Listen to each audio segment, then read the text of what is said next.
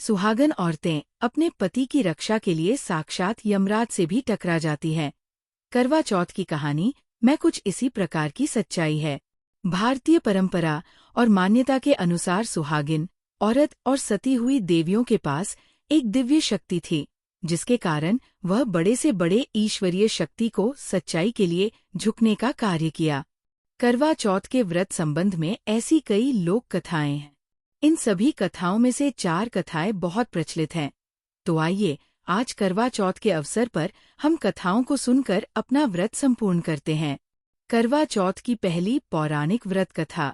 एक बार पांडुपुत्र अर्जुन तपस्या करने नीलगिरी नामक पर्वत पर गए। इधर द्रौपदी बहुत परेशान थी। उनकी कोई खबर न मिलने पर उन्होंने कृष्ण भगवान का ध्यान किया और अपनी चिंता व्यक्त की। कृष्ण भगवान ने कहा, बहना, इसी तरह का प्रश्न एक बार माता पार्वती ने शंकर जी से किया था। तब शंकर जी ने माता पार्वती को करवा चौथ का व्रत बतलाया।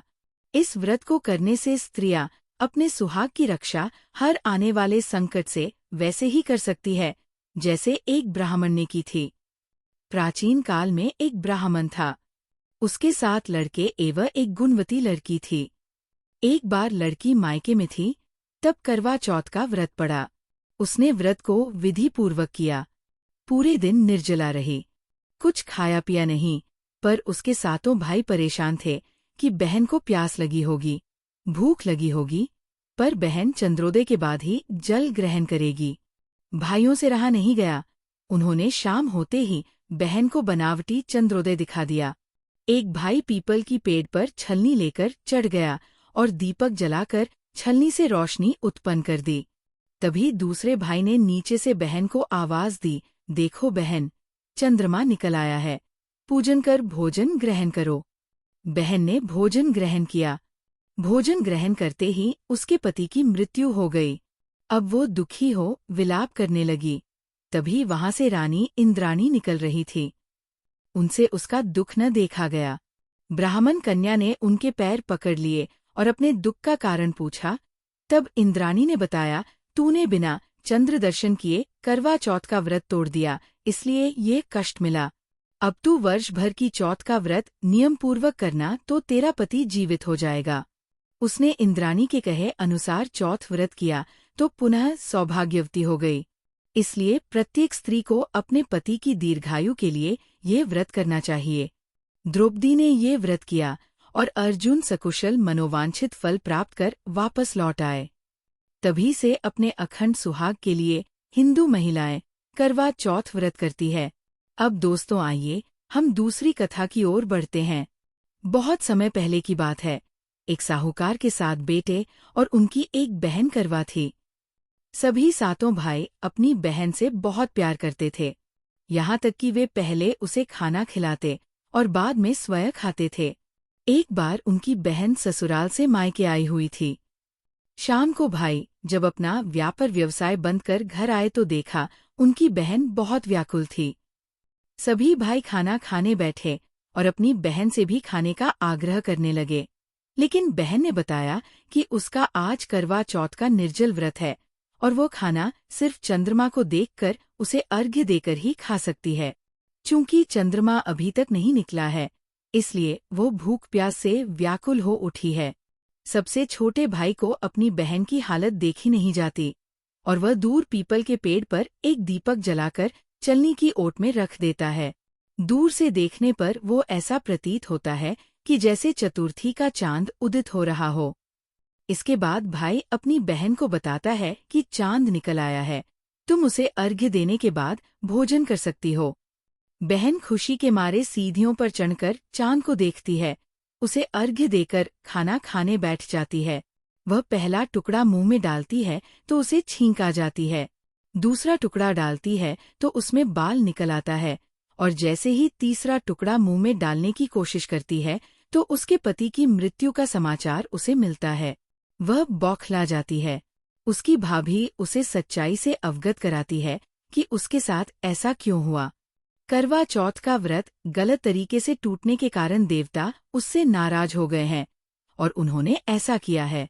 सच्चाई जानने के बाद करवा निश्चय करती है कि वह अपने पति का अंतिम संस्कार नहीं होने देगी और अपने सतीत्व से उन्हें पुनर्जीवन दिलाकर रहेगी। वह पूरे 1 साल तक अपने पति के शव के पास बैठी रहती है, उसकी देखभाल करती है। उसके ऊपर उगने वाली सुईनुमा घास को वो एकत्रित करती जाती है। 1 साल बाद फिर करवा चौथ का दिन आता है। उसकी सभी भाभियां करवा चौथ का व्रत रखती हैं। जब भाभियां उससे आशीर्वाद लेने आती हैं तो वह प्रत्येक भाभी से यम सुई ले लो, पिए सुई दे दो, मुझे भी अपनी जैसी सुहागिन बना दो, ऐसा आग्रह करती है। लेकिन हर बार भाभी उसे अगली भाभी से आग्रह करने का कह चली जाती है। इस प्रकार जब 6ठे नंबर की भाभी आती है तो करवा उससे भी यही बात दोहराती है।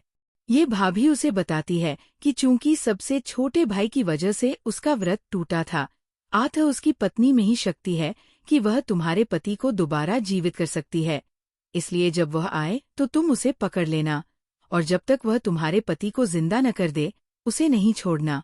ऐसा कहकर वह चली जाती है। सबसे अंत में छोटी भाभी आती है। करवा उनसे भी सुहागिन बनने का आग्रह करती है, लेकिन वो टालमटोली करने लगती है। इसे देख करवा उन्हें जोर से पकड़ लेती है और अपने सुहाग को जिंदा करने के लिए कहती है। भाभी उससे छुड़ाने के लिए नोचती है, खसोटती है, लेकिन करवा नहीं छोड़ती है। अंत में उसकी तपस्या को देख भाभी पसीज जाती है और अपनी छोटी अंगुली को चीरकर उसमें से अमृत उसके पति के मुंह में डाल देती है। करवा का पति तुरंत श्री गणेश कहता हुआ उठ बैठता है। इस प्रकार प्रभु कृपा से उसकी छोटी भाभी के माध्यम से करवा को अपना सुहाग वापस मिल जाता है। हे श्री गणेश माँ गौरी, जिस प्रकार करवा को चिर सुहागन का वरदान आपसे मिला है, वैसा ही सब सुहागिनों को मिले। अब दोस्तों आइए हम तीसरी कथा की ओर बढ़ते हैं। इस कथा का सार ये है कि शाकप्रस्थपुर वैधर्मा ब्राह्मण की विवाहिता पुत्री वीरवती ने करवा चौथ का व्रत किया था। नियमानुसार उसे चंद्रोदय के बाद भोजन करना था, परंतु उससे भूख नहीं सही गई और वह व्याकुल हो उठी। उसके भाइयों से अपनी बहन की व्याकुलता देखी नहीं गई और उन्होंने पीपल की आड़ में आतिशबाजी का सुंदर प्रकाश फैलाकर चंद्रोदय दिखा दिया और वीरवती को भोजन करा दिया। परिणाम ये हुआ कि उसका पति तत्काल अदृश्य हो गया। अधीर वीरवती ने 12 महीने तक प्रत्येक चतुर्थी को व्रत रखा और करवा चौथ के दिन उसकी तपस्या से उसका पति पुनः प्राप्त हो गया।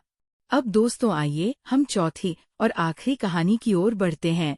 पुराणों के अनुसार करवा नाम की एक पतिव्रता धोबिन अपने पति के साथ तुंगभद्रा नदी के किनारे स्थित गांव में रहती थी। उसका पति बूढ़ा और निर्बल था। एक दिन जब वो नदी के किनारे कपड़े धो रहा था तभी अचानक एक मगरमच्छ वहां आया और धोबी के पैर अपने दांतों में दबाकर यमलोक की ओर ले जाने लगा। वृद्ध पति ये देख घबराया और जब उससे कुछ कहते नहीं बना तो वह करवा करवा कहकर अपनी पत्नी को पुकारने लगा। पति की पुकार सुनकर धोबिन करवा वहां पहुंची तो मगरमच्छ उसके पति को यमलोक पहुंचाने ही वाला था। तब करवा ने मगर को कच्चे धागे से बांध दिया और मगरमच्छ को लेकर यमराज के द्वार पहुंची। उसने यमराज से अपने पति की रक्षा करने की गुहार लगाई और साथ ही यह भी कहा कि मगरमच्छ को उसके इस कार्य के लिए कठिन से कठिन दंड देने का आग्रह किया और बोली है, भगवन, मगरमच्छ ने मेरे पति के पैर पकड़ लिए हैं। आप मगरमच्छ को इस अपराध के दंड स्वरूप नरक भेज दें। करवा की पुकार सुन यमराज ने कहा, अभी मगर की आयु शेष है, मैं उसे अभी यमलोक नहीं भेज सकता।